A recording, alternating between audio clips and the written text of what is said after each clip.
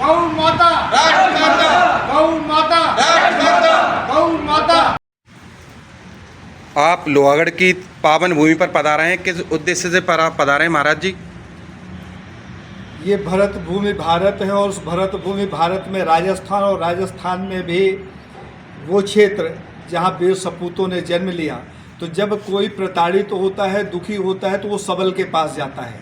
तो ये सबल भूमि है, ये वो भूमि है जहाँ एक से एक योद्धाओं ने जन्म लिया और उन्होंने भरत भूमि भारत को संरक्षित करने की दिशा में काम किया। तो मैं गौ माता की गुहार लेकर आया हूँ कि गौ माता को बचाने के लिए इस क्षेत्र की जनता जन जन तक जाए और उसका आह्वान करे कि अपने धर्म को बचाने के लिए, अपनी परंपरा को, अपनी संस्कृति को, अपने परिवार को, अपने समाज को और अपने राष्ट्र को बचाने के लिए गौ माता को बचाना जरूरी है। और गौ माता को बचाने के लिए आज भारत के चारों पीठ के शंकराचार्य एक मतेन हैं।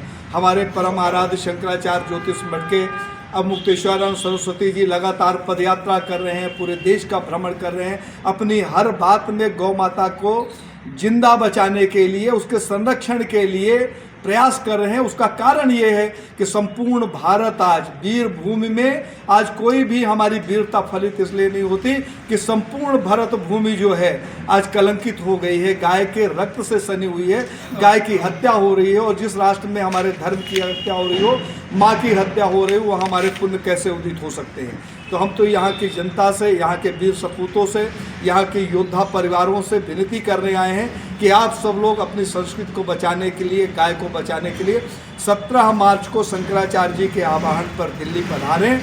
दिल्ली में हमने सभी राजनीतिक पार्टियों का आह्वान किया है, सभी सरकारों का आह्वान किया है कि आप भी आइए, गाय के संरक्षण में क्या बाधा है, क्या दिक्कत है, आप भी क्लियर करिए और ये बताइए कि आप गौरक्षक हैं या गौभक्षक हैं। इसलिए हम लोग दिन भर वहाँ बैठकर प्रतीक्षा करेंगे और इसी तारतम्य में मैं आया हूँ कि इस देश की जनता के मन में जो भ्रम है वो खत्म हो, गाय के महत्व को समझे।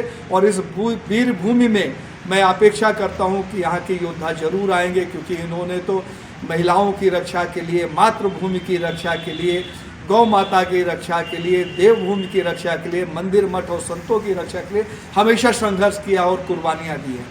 तो उस भूमि में मैंने आकर यहाँ के लोगों से विनती की है और मुझे आशा ही नहीं, पूर्ण विश्वास है कि हजारों की संख्या में यहाँ से लोग पहुँचेंगे और गौ माता को बचाने की प्रतिज्ञा के साथ जाने वाला हर योद्धा जो है वो हमारे लिए पूजनीय होगा और आदरणीय होगा। आपका शुभ नाम?